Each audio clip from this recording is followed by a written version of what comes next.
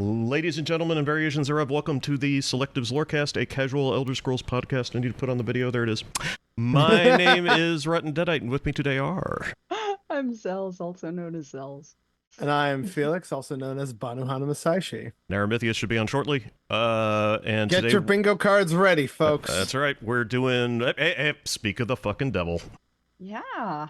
There he is. Like we summoned him into being. We just started. But I don't know if you can hear us yet or not. Yep, excellent. Fantastic. Just barely late, but Yep. still late enough that people can cross it off on their bingo cards.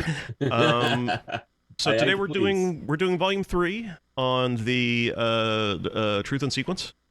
And let's see, volume 2, the previous week we were just discussing the idea of, well, he brought up a few things like free will and the issues that Sothasil has with the way Akatosh is doing his job. Hey, buddy, I have some thoughts. a 360 peer review. So volume 3, sermon 3. Listen, what have I been doing for the past year? Volume 3, after the usual introduction by the word I wind the gears, we get the third truth of the mainspring Everwound. So this is we've done apparently the first and the second. The first truth was stuff about Nirn, and just like the nature of the world being sort of built by broken gods and being flawed. The second truth was it actually? I don't think it was actually named as the second truth in Sermon 2. Nope. No, doesn't actually. Okay, well, sloppy, Deldrise, sloppy. The second truth would have been that, okay, so the first truth is that Nirn is flawed, the second truth is that Akatosh doesn't know what the fuck. And, Which, you know, I that mean, there he's not wrong. Well, yeah, so. to be fair, he's not wrong. And so there are certain, like, he's just basically, Sothasil's basically saying, I feel like the reality has certain flaws. And the third truth of the mainspring Everwound is the truth of the Daedra. So here we go. Hey. In the days before the first ignition, that's an interesting way to put,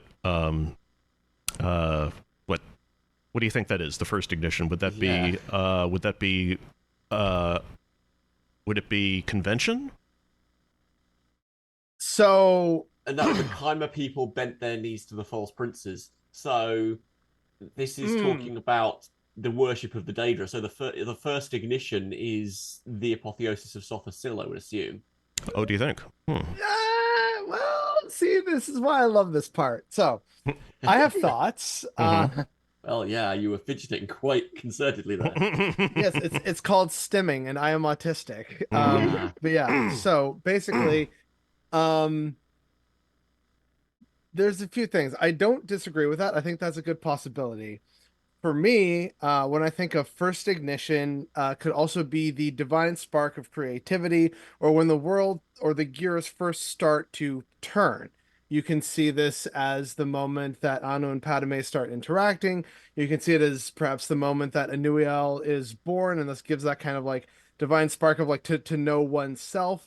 But also the one that I personally love the most is how that can relate to the part of the monomyth where it says that Sheogorath was created after Lorkhan's heart was removed, and he was like the divine spark of madness that that erupted from the void after Lorkhan's heart was ripped out.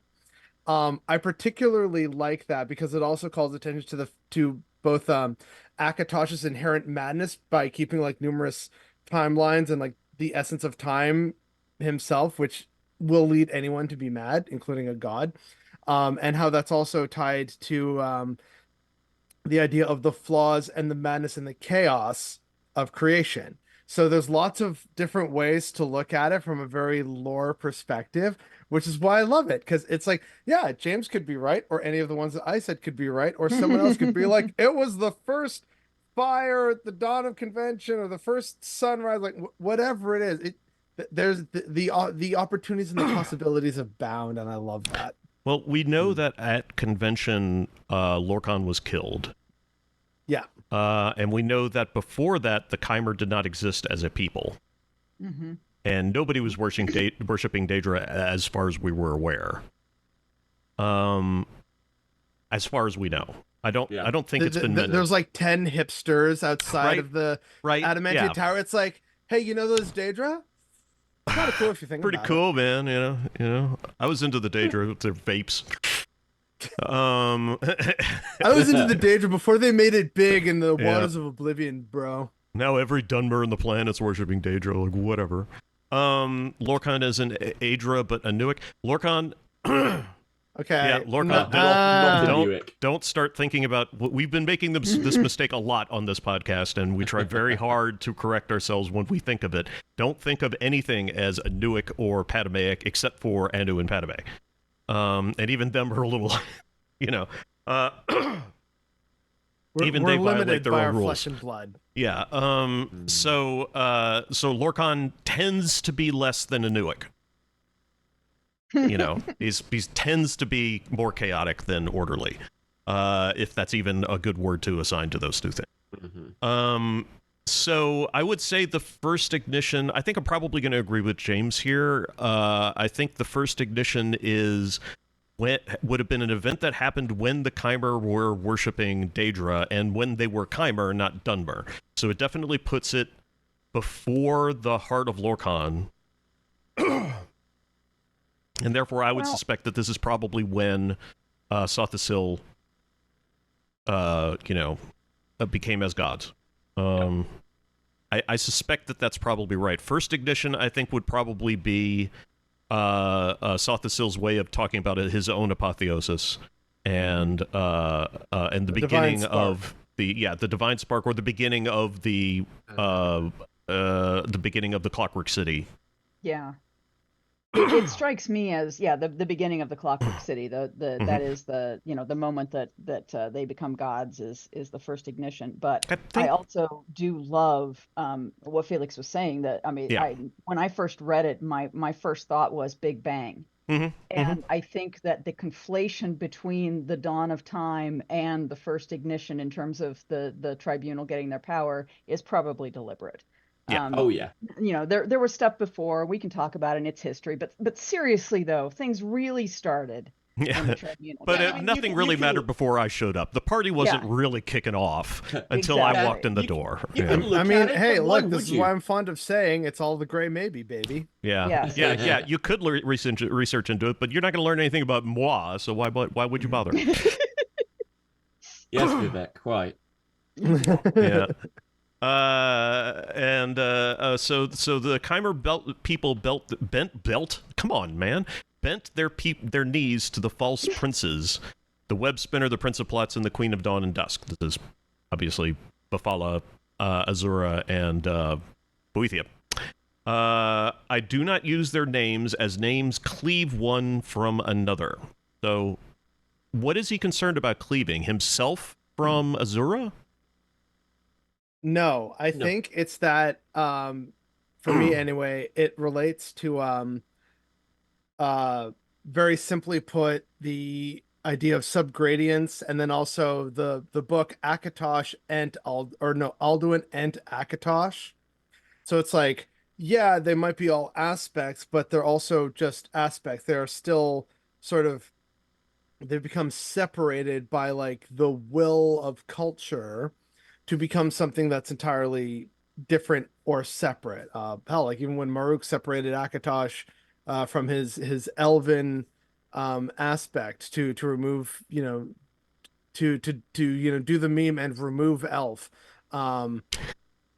So like that for me is kind of what it means to have names, and how that seems to show that there's some kind of separation in terms of either ability, level, understanding, and we see this everywhere from Anu, Anuiel, Ariel, Akatosh, and if you want to just think big picture about it, it's like, well, that's just one dude and his many little multiple personality disorders. But at the same time, it's like, no, but they're fundamentally different gods. And so that's also why it's like, hey, I know that I'm, in the sphere, as it were. But if I were to like, have a separate name, then that cleaves it of related meaning. Yeah. It's no longer that sphere. You're cutting it away, whether that's also in reference to then, cut into better shapes if we want to get nice and freaky with it, or it could just be like the power of names and the power of metaphor, as we've seen numerous times in the goddamn sermons. So Mm-hmm. I think that it also relates to what we talked about in the last volume, which is that the more individual names you have, the more splintered the thing becomes. And this guy's whole deal is unifying everything into one construct. And we're all happy little cogs doing our job, and we don't have individuality beyond that. I think even that he's taking that so far as to apply to the good Daedra, even though they're not exactly enemies, but they're separate, but they need to be together to be part of his construct of his paradigm of reality. Things are better together. Also, in the new Athelia lore, because I'm just going to keep saying that, one of the new books, sorry, there's this whole thing with the three of them. They're lovers, they're siblings, they're all kind of one being before some stuff happens. And so I don't know if this is a long ago reference to the underpinnings of that idea or not. Yeah, to the underpinnings of the idea of like Almsivi as a one single Trinity. Yeah, not Trinity. Almsivi, the three good Daedra. They already started to riff on that a bit when from elsewhere, because I remember Scourgicus was posting up kind of a picture from the Khajiit side of things, where it's almost kind of 3-in-1 on one of the doors. Yeah. Oh, I remember that. Yeah. And and in the Gold Road prologue, there's when you have to go back and find the pieces. They're each in 3 shrines, but those 3 good Daedra are very interwoven, and there's a whole thing where it rewrites the dawn of time, and basically that man rewrote the origin of the universe, and before that, those 3 were different beings, and they were much more connected than they became.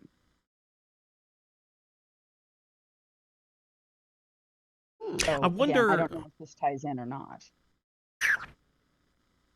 It's because I just had a thought that made me pause for a second of the idea of something happening in Elder Scrolls 6 where they talk about an event that we know didn't happen, or didn't happen the way that they talk about.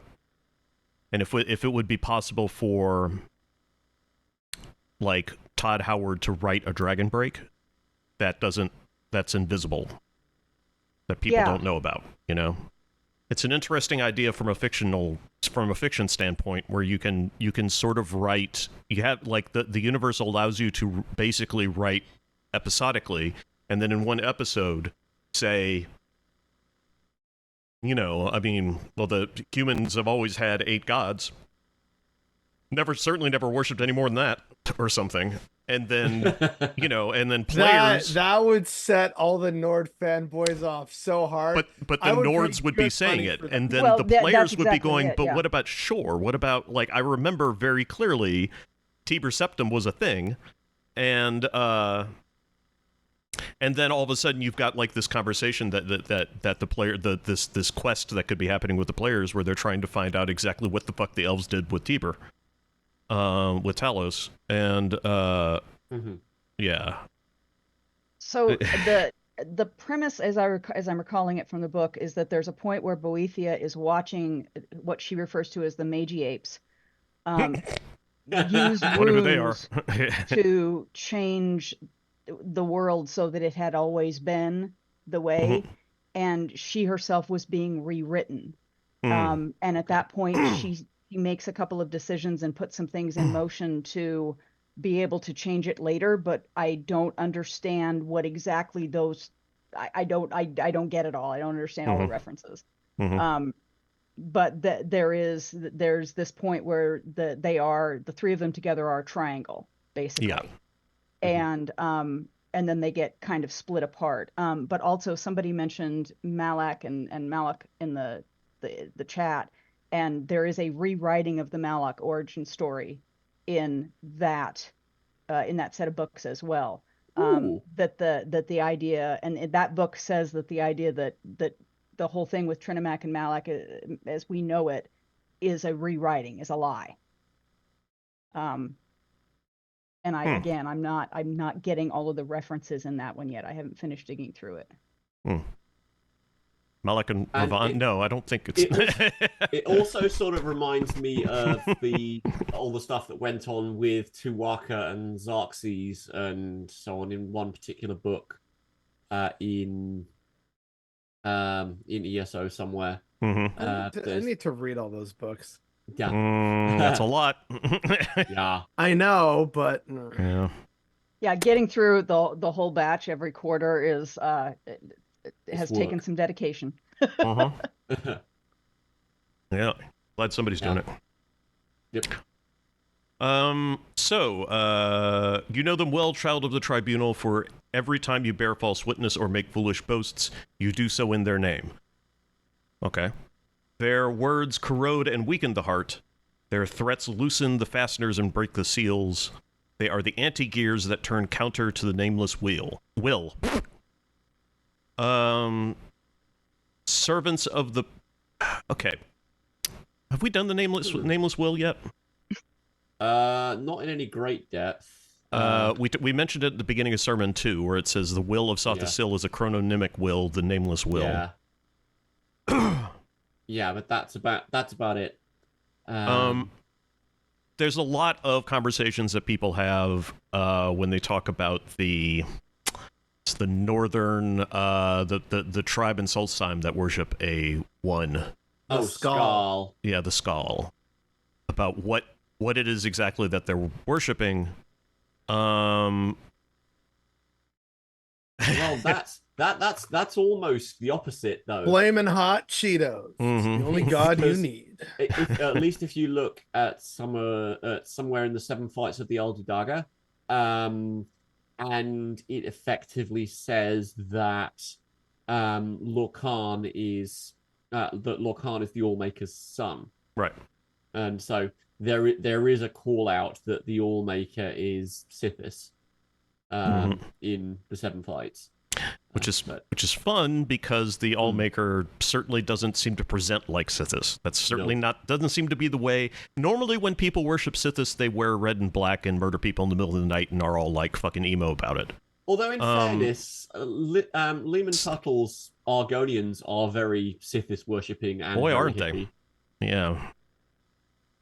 Oh yeah, and then there was also that lovely Argonian lore about Akatosh and Satakal. That was like really dope. Oh yes. Yeah, that was good shit. That was good shit. That was a very good week for me. So servants of the Padamaic untruth whose nature is void. Of the Daedra, only the great prince of order knew his nature, and he went mad in the knowing. This is Jigalak. Yep. Nice to hear the boy getting a call out. But it's also an alternative origin story for Jigalag. Or for Sheer-Gorath, if you like. Yeah. That's the way that Sheer-Gorath describes Jigalag is that they are a waveform, that they come and they go. And the cyclical nature of just about everything in the Elder Scrolls universe suggests that they have always been doing that, and ever since they were first created, or spawned from the Kalpa. But this does sort of line up with that in the respect that you could say that this oscillation was something that started when Jigalag, the original entity,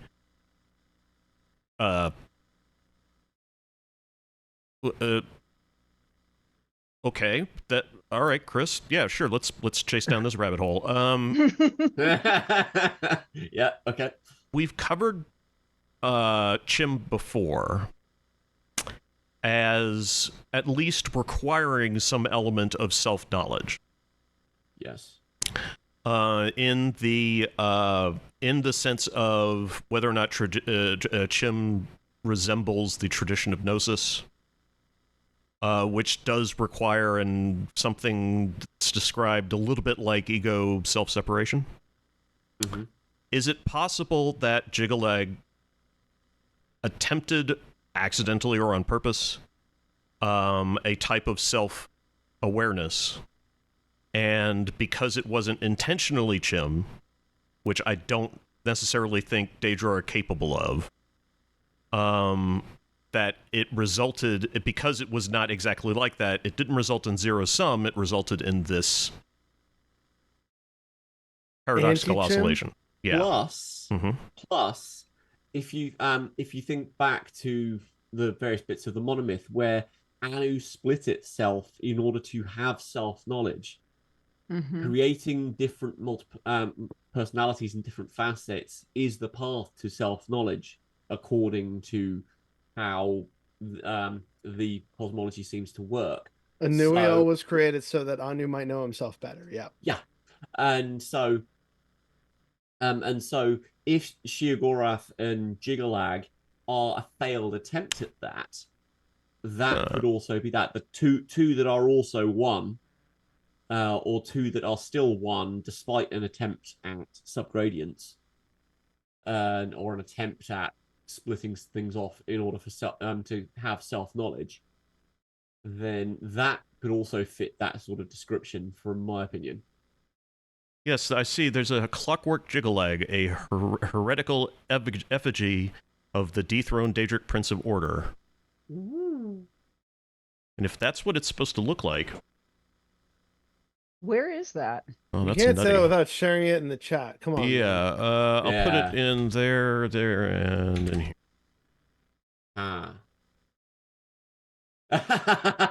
Oh, there is no actual image. That would be why. I think it's a default icon.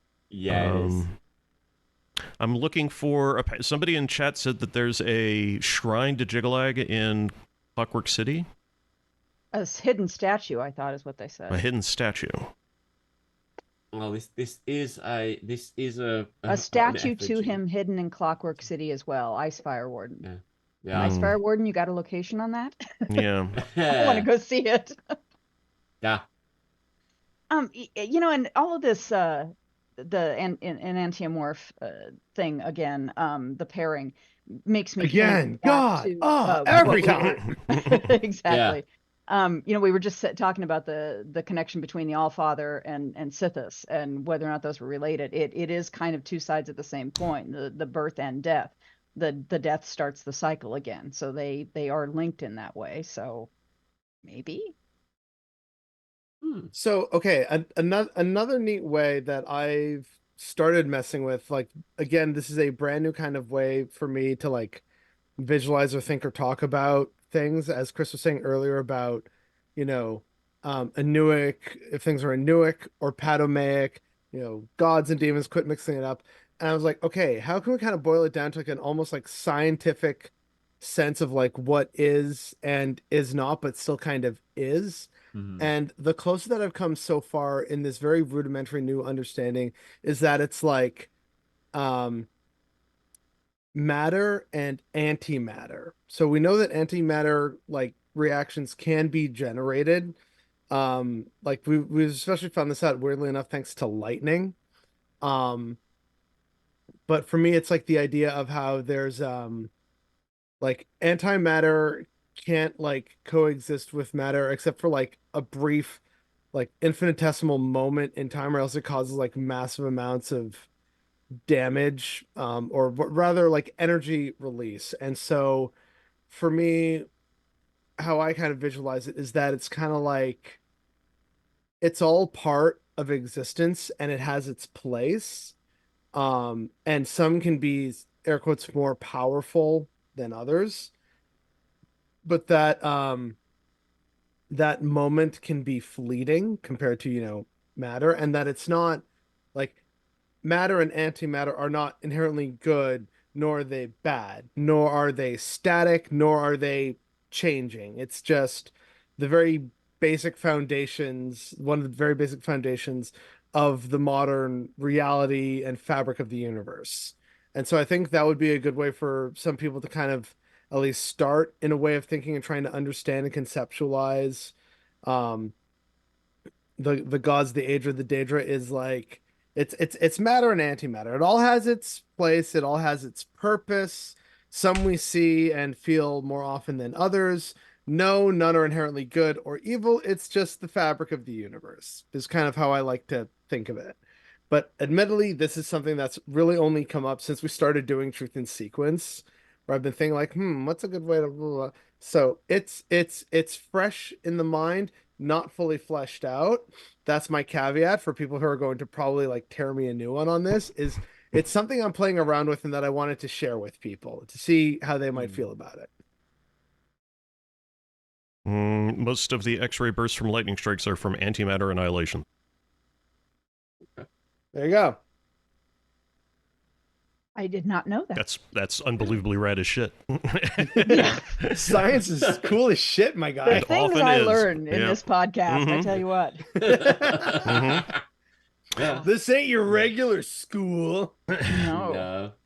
Statue was a contraband item. Oh, okay. It was the contraband item that I linked. Okay, that's fine. Yep. Okay. However, I found something weird. Oh, fuck. Yeah. Hey. Must be a Tuesday. Yeah, right. Yep. Mm-hmm. Let's see. While he types that up. The Daedra... oh, wait, here it is. Apparently, there was a cut content quest that linked Jigalag to the Chimer. Huh. Really? Ooh. I wonder what was in that. That work? I guess that's why it was cut, but... Well, if the Chimer were going to worship... If anybody was going to worship Jigalag, it would probably be the Chimer, because those guys were into worshipping some wild shit. And if the Chimer were going to have a stable society, having Jigalag as a sort of Lorcan figure, the sort of missing Daedra, would work really nicely. I mean, yeah, but for me personally, I will forever maintain that the true missing god is Magnus, not Lorcan, but that's a subject for another time. Dad's, he's just left, he's coming back. He just had to buy cigarettes. Yeah.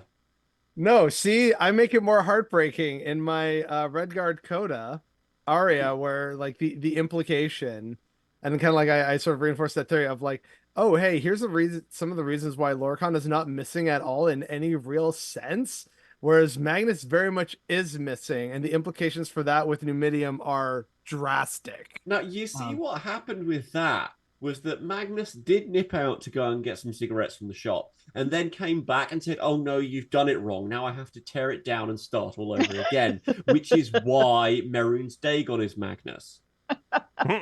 You know what? I also like that theory, but I disagree with it. Oh, yeah. But I do like That's it. interesting, though. Yeah. Oh, there's quite a few very, very tangential strands that actually make that sound plausible if you squint. We can go through that after the squinting. cast. Oh, yeah. Yeah. All right. We can go through that. Sotakal's just a worm if you squint long enough. Like this, IFW, the cut content that IFW linked is definitely interesting. You're gonna share that? You're just gonna keep it to yourself? It's linked in chat. Yeah, Jesus. Fine, I'll go to chat. She bears an amulet of Jigalag. I pray it offers her protection. Ooh. While we are loyal to the Tribunal Temple, some of our ancestors worship the Daedric Prince. We've retained their amulets as heirlooms. My daughter has one, I have another. A priest of Jigalag has dialogue talking about how he will return to us. He will bring me to him. Wait, no, his portal opens inside me. Okay. That's fucking horrifying. Yeah.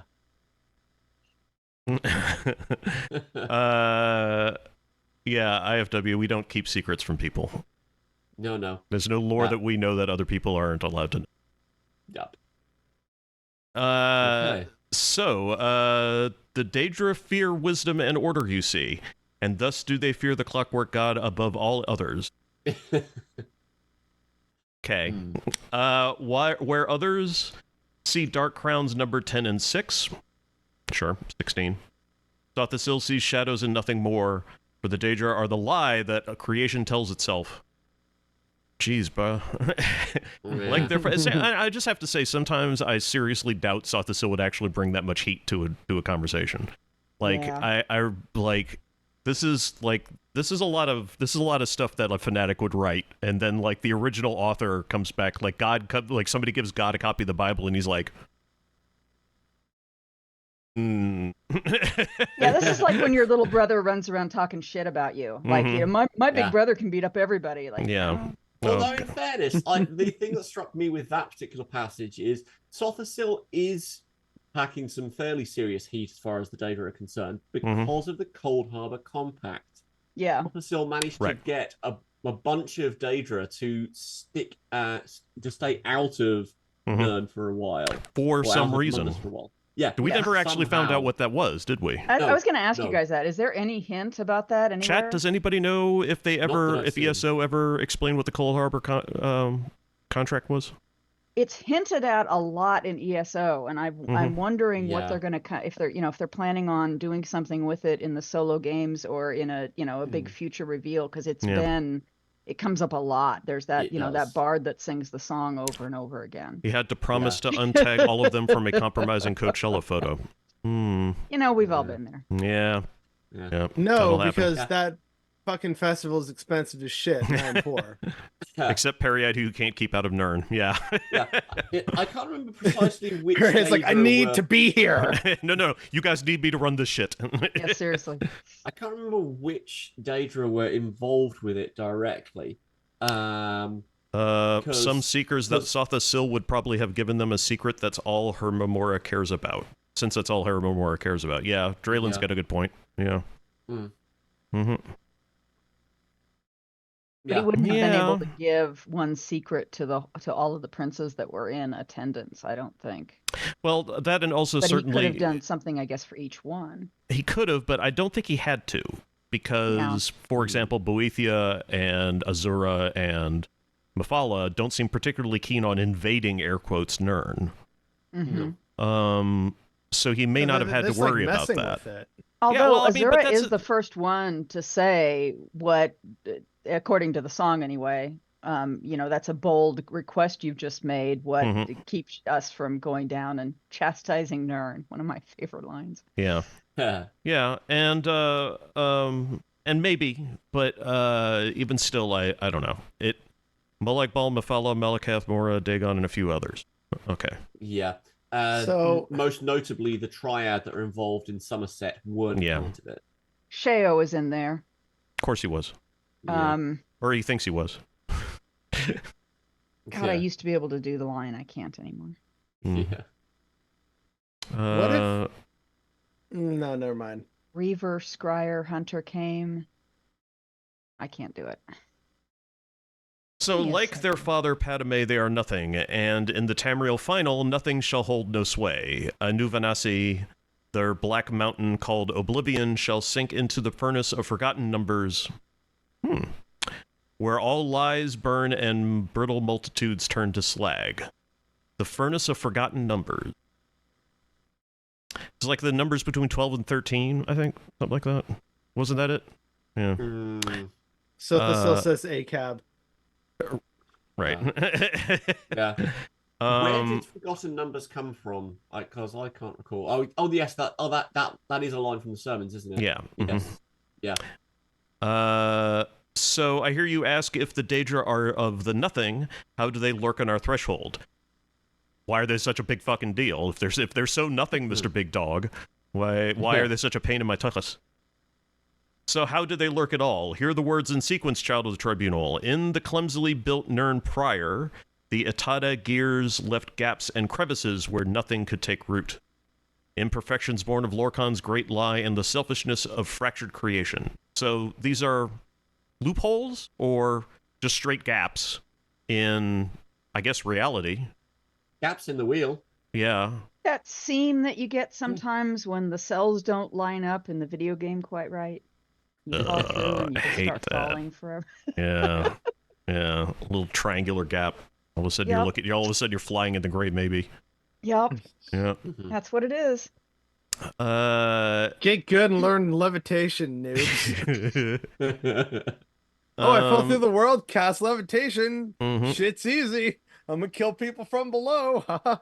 You can't arrest me anymore. This is super fun. Like, Morrowind was the greatest goddamn game. Let's see. In the glorious Inuit conversion of the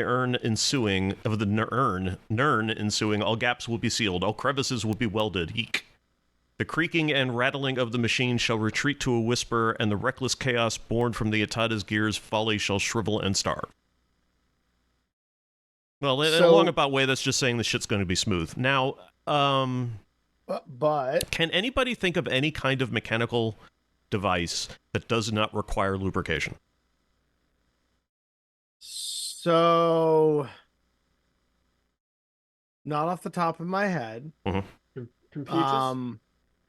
Except for... I mean a device that has movement. Okay, because I was like, technically a device, like if we wanted to now think about like a water clock that the ancient Greeks used, but that is still like susceptible to the elements, and you would still need to top it off with water. So, yeah, transistors move.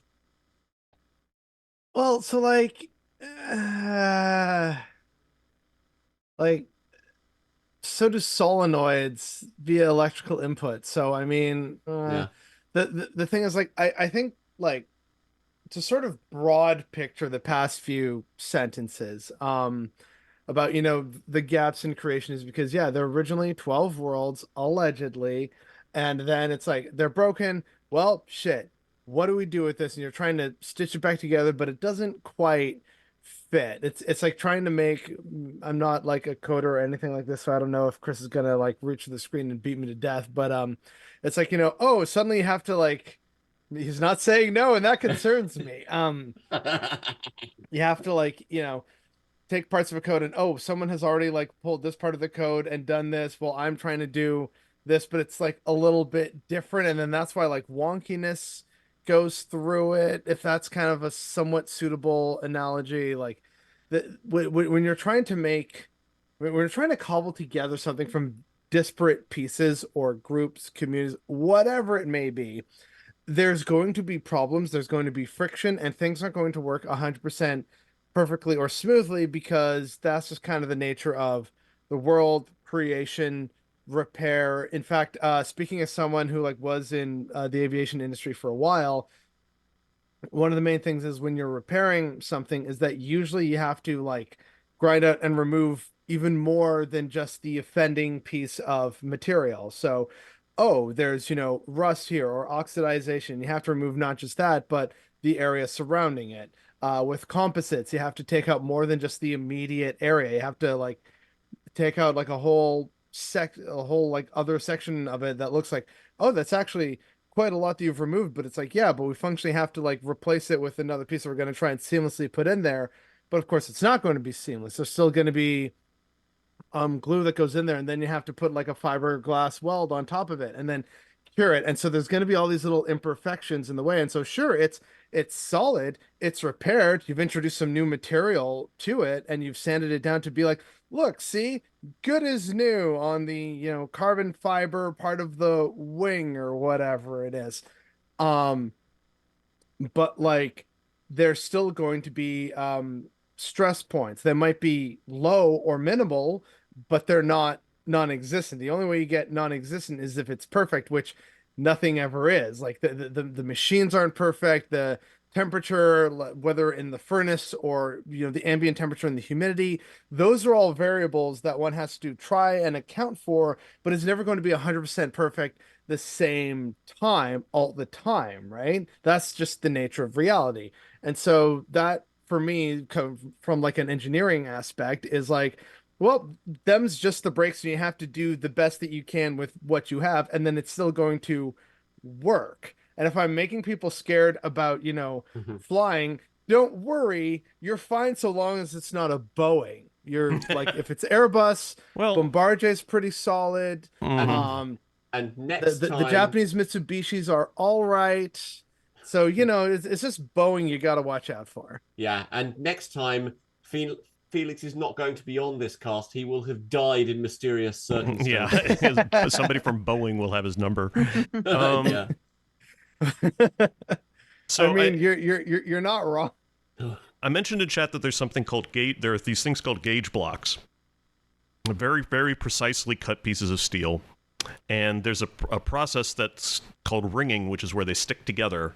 They form what seems to be a vacuum seal. I'm still kind of looking into explanations on how it works, and it's almost looks like magnetism, where you take these two blocks and just stick them together, and the only way you can get them apart is by sort of sliding them apart. Sometimes they are quite resistant to being pulled apart, and it's kind of a demonstration of how you can engineer things to such incredible precision that they begin to exhibit unintuitive behavior.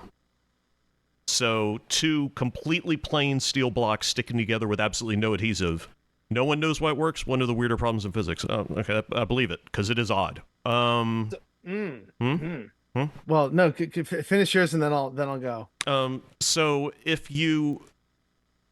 So what I'm kind of getting at here is that I think what Sothasil is talking about with the idea with this concept of a machined reality so perfect that there is no gap for or imperfection that the Daedra can use to stick their noses in things. Exactly, Arctic. It's magic. It's a precision only possible through the manipulation of unknowable or divine forces, and I think I took apart a hard drive. Yes, the plates are smooth enough to get vacuum sealed a little bit, and it's not magnetism. I've seen that too. The actual platters sometimes will do that. Yeah. Mm-hmm. And there are 3 popular explanations about why it works, and none of them account for anything. Fucking perfect. You can actually see people will cut these cylinders out of a block of steel, and then they'll put the cylinder back into the hole and let go, and it will very slowly drop back down into the cylinder again. It's very strange, and when it's done, when it slides all the way into place, you can't see the seal. Right. There's no I gap. know how those are made, and it's actually a really fun, cool trick involving some really nifty math. Mm-hmm. Yeah, and this is part of why I wanted to rant about it. And then this touches on something that is also kind of neat, but it relates to space. So 2 quick points before we'll get right back on track. Mm-hmm. But it wouldn't be an episode of this podcast without a little meandering. No, that's the point. Mm-hmm. But the way those cylinder blocks work is when you cut, there's still the blade that you use to cut it, or the laser that you use to cut it out. So what they'll do to create those blocks is that they cut and remove, the cylinder-shaped hole from the main outer block, and then on a completely separate chunk of that exact same quality of material, they will account for the width of the blade and everything, and then trim outside of that so that it should then, in theory, be a perfect block. But then, of course, it's 2 different materials, and then what they do is they grind or polish it smooth so that you can't see where it meets in, and that's where it does the really cool visual effect. And because of that, because you're getting down to the micron level, it means that there's very little room for atoms, molecules, anything like that to move around.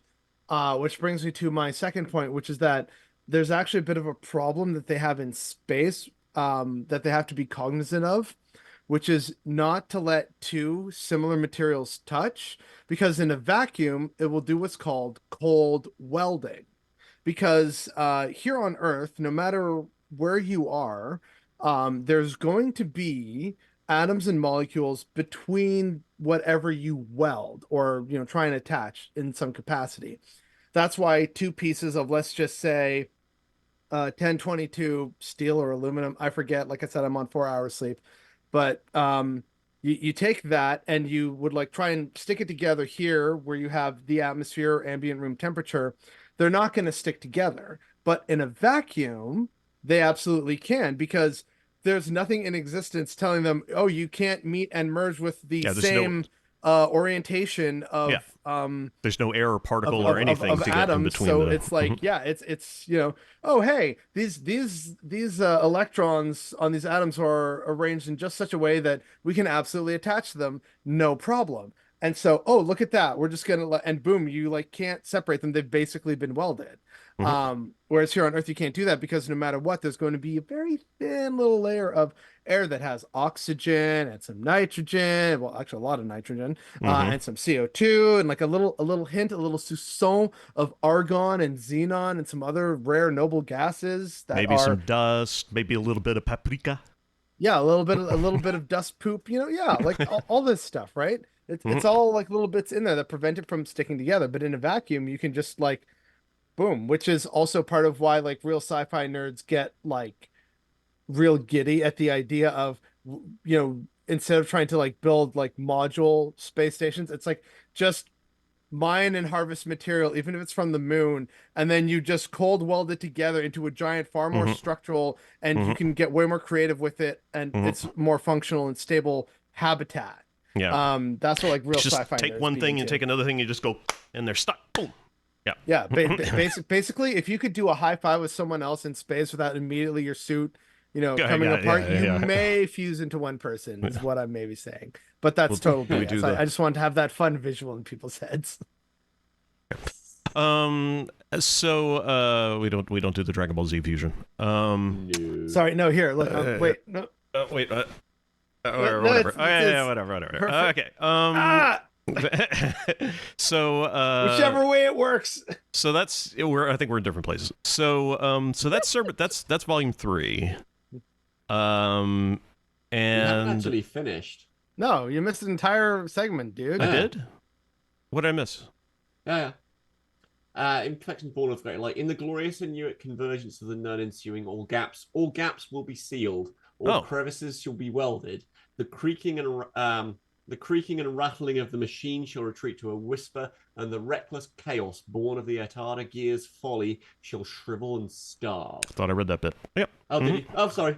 So it's more, but it's more the same. It's more of hey, we're gonna live without Daedra. It's gonna be sweet. Yeah. Everything is going to work beautifully. Yeah. Woo! No Daedra. Whoop, whoop. Yeah. I wind the gears. Yeah, and by the word, I wind the gears. So that's basically volume 3, which is just like a Daedra call-out post, really. So what's the third truth here that we're talking about here? That the Daedra are problematic. Well, that's not really a truth. That's just an observation. Yeah, I feel.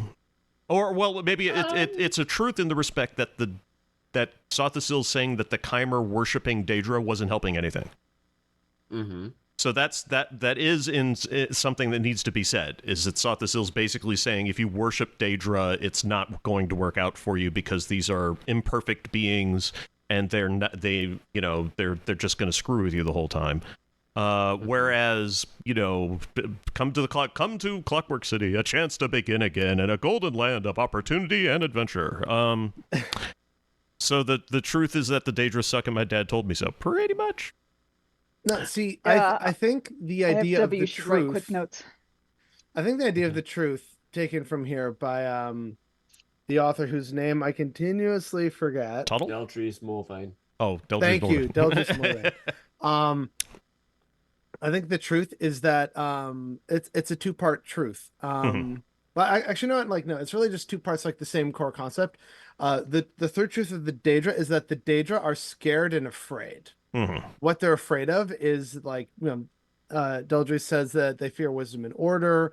They're constantly meddling as opposed to like trying to build a better world, and so it's like we don't need this kind of chicanery here, That being said, it's kind of in like the second main paragraph of the Daedra are the lie that creation tells itself. Like their father Padme, they are nothing. In the Tamriel final, nothing shall hold no sway. The black mountain called Oblivion shall sink into the furnace of forgotten numbers, where all lies burn and brittle multitudes turn to slag. So I think it's kind of like, if I had to kind of explain it a little bit more, it's that the Daedra recognize that if they are, air quotes, nothing, then they don't exist, and that's part of where they act out to show, no, I do exist and this is my purpose, in this world, in this creation, that I must exist and mess with these mortals and test with them.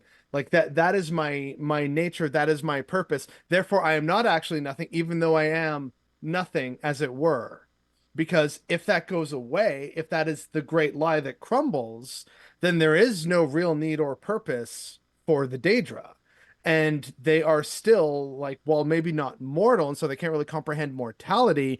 They can understand oblivion and the idea of something not being there, and that terrifies them, even if they're sort of like championing the banner. It's kind of like, the leopards eating people's faces party. It's like, yeah, man, I'm a leopard, I want to eat people's faces. And then it's like, oh, but like, I don't like it when my face gets eaten. Not a fan of this. That's kind of the Daedra.